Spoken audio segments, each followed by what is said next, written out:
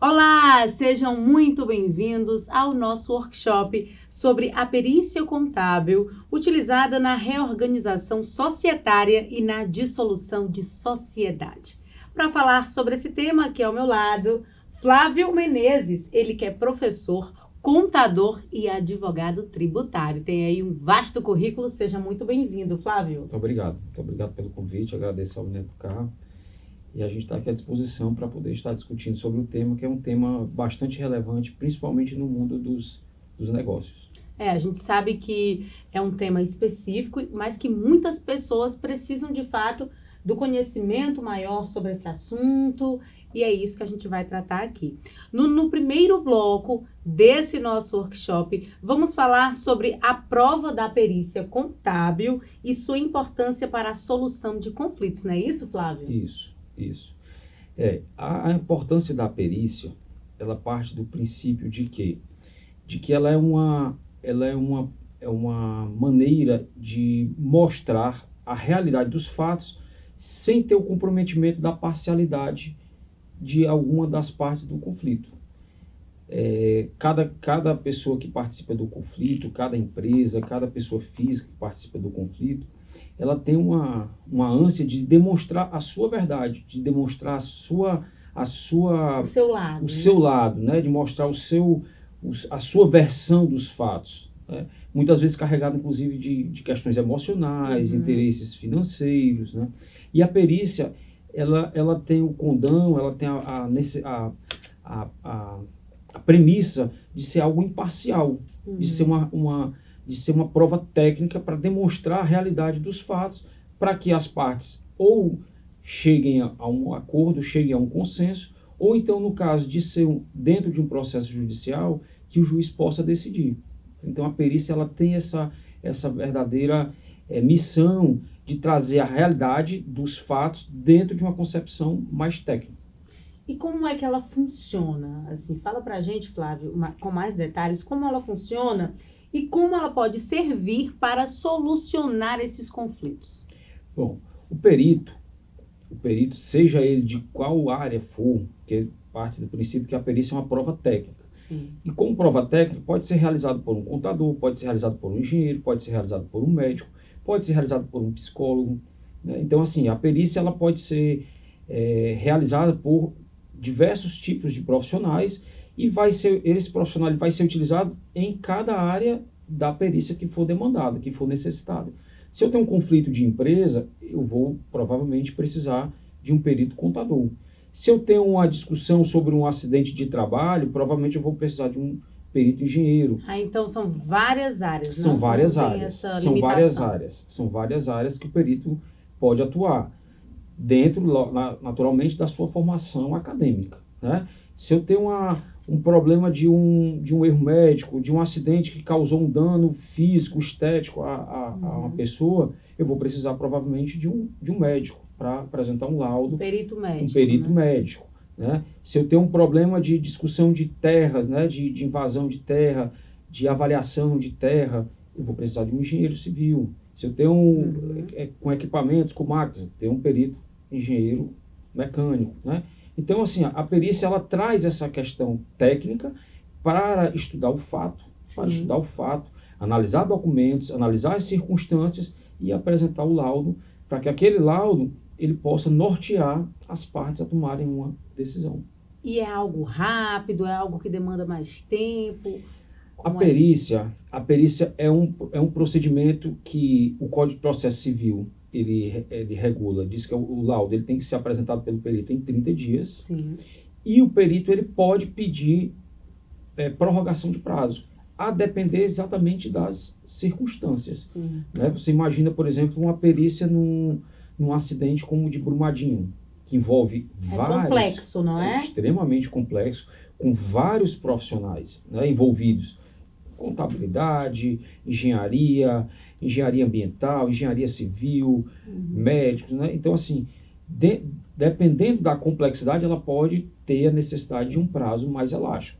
Mas, via de regra, o Código de Processo Civil determina que, para as questões judiciais, o prazo seja realizado a perícia em 30 dias. E é importante também, Flávio, a gente ressaltar aqui, conversar, né, definir, enfim, explicar, que é importante que esse perito ele tenha de fato aquele conhecimento, ele tenha aquela experiência.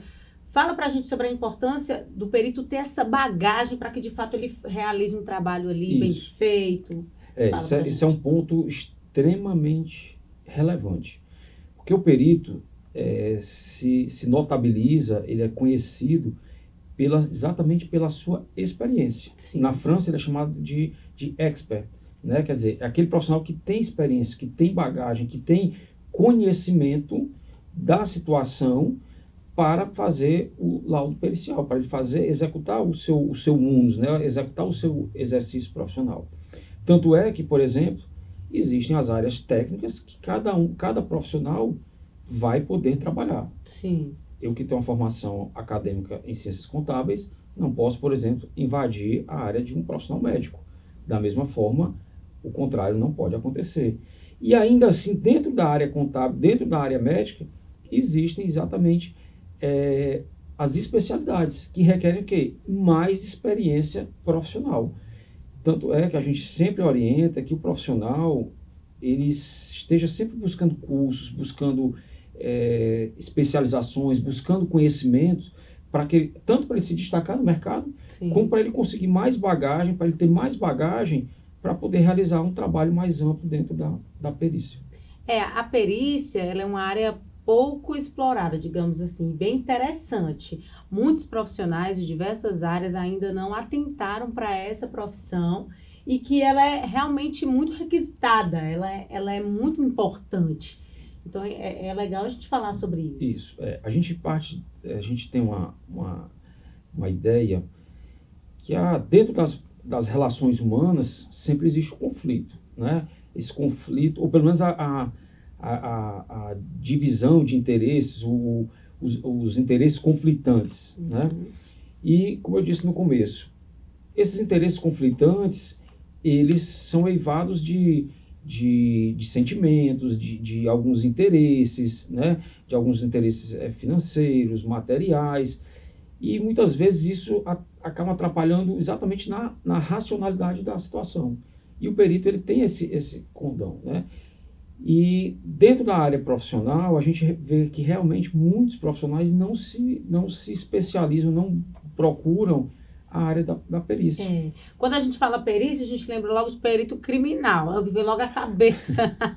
Mas é muito mais que isso, né? Existem muitas oportunidades, digamos assim, é um leque. É muito mais que isso, né? A perícia criminal é uma prova técnica, né? Porque, por exemplo, no processo criminal, o promotor tem a função de acusar, né? Acusar de acordo com o que ele acha, de acordo com o que ele vê dos fatos, faz a aplicação da legislação, das normas e faz a acusação. Por outro lado, o advogado de defesa vai defender por todos os meios o seu cliente.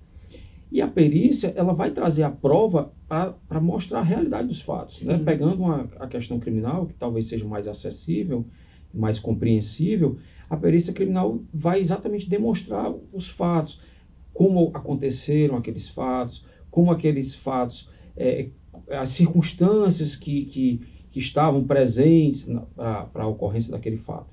E a perícia, de uma forma geral, ela tem a necessidade do profissional técnico, né? Do profissional que tem experiência para ele conhecer a realidade dos fatos. Tem uma frase muito interessante que eu gosto de usar, que a perícia ela procura enxergar onde não tem luz, né?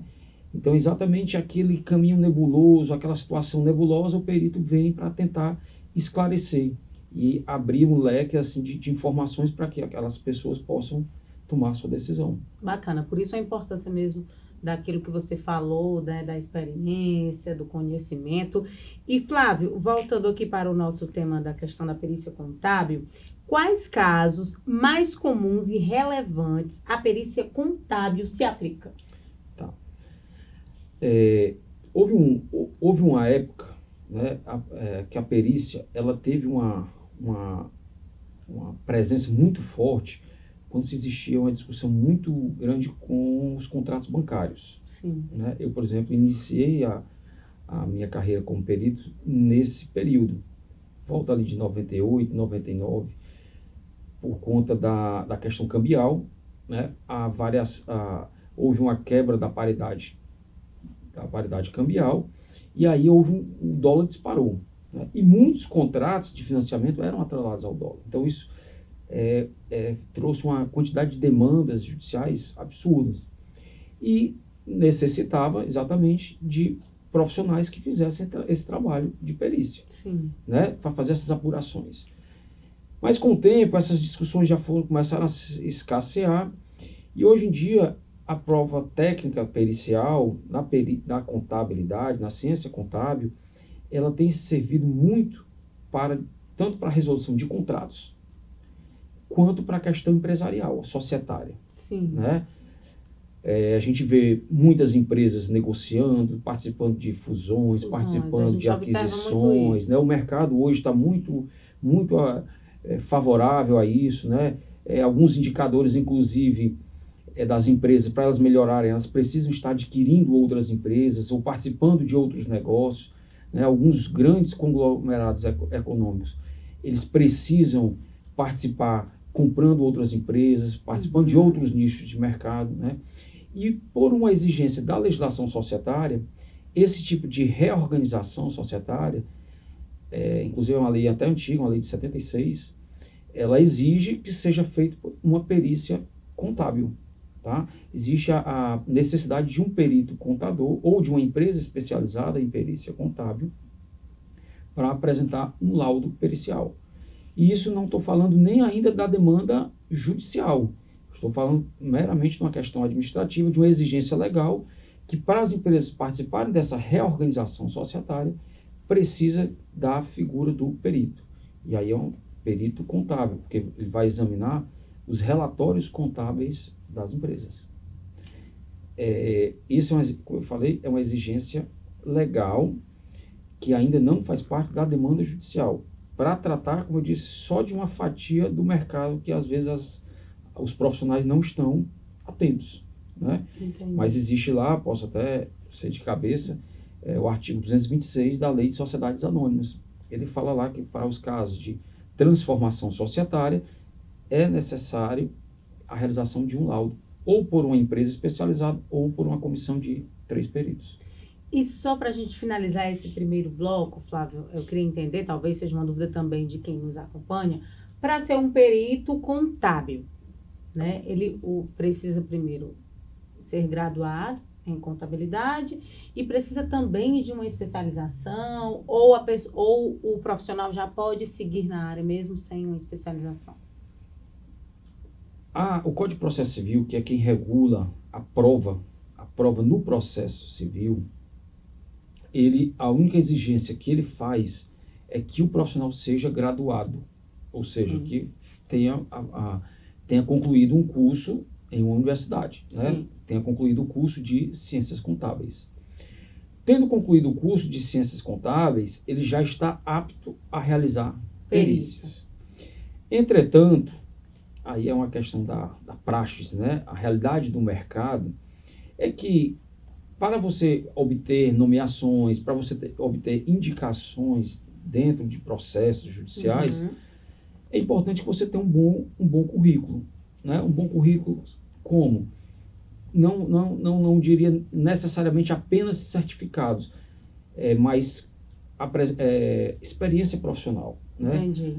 É importante a realização de cursos, naturalmente, até porque a legislação muda, a compreensão muda, as novidades surgem, mas que você também tenha a experiência. Então, essa união de experiência com conhecimento acadêmico, conhecimento na sua formação é de extrema importância.